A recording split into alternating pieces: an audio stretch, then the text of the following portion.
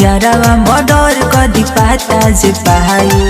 ए बाबा सुनो अरे काहे तू धरला नरमी कलाई, यारावा मर्डर कदी पाता जे पाई। तोहके कदी ही दुनिया से साफ हो, हमारा के देखते है जाए काप हो।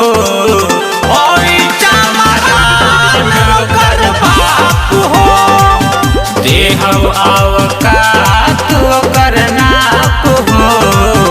ओई चमरान कर बाप हो। नाच प्रभा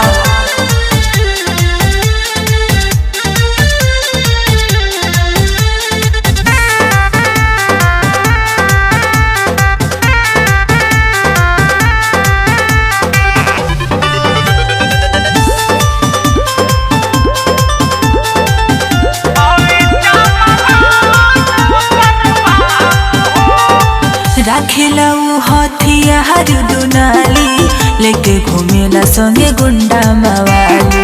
अरे तो हमारा के हल्का में तरीका सुन बोला जानिल हवे हम डेंजर जात हो, सिरवा झुका के लोग करेला बात हो।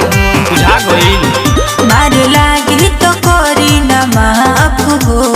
अरे तो हम रंग बाजे हमें अच्छा हमारा के देखते है जाए काप हो।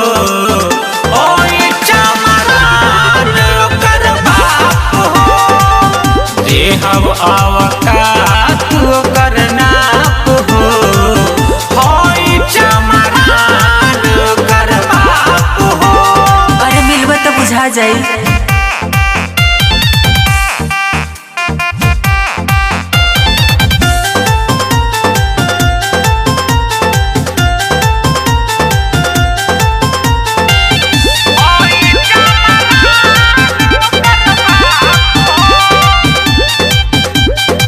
हल्का मिली हो न ढियर धीरज के, बोलेला शेर अस हरदम गरज के।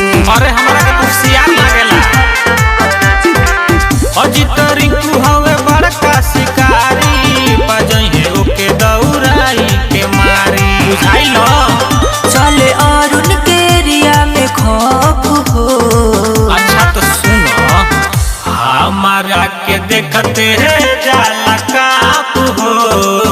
होई चमरान कर बाप हो, देख ले अब ओकर औकात हो। होई चमरान कर बाप हो। अरे जोरे ओकर चमार जैसे पाला नहीं के पड़ल।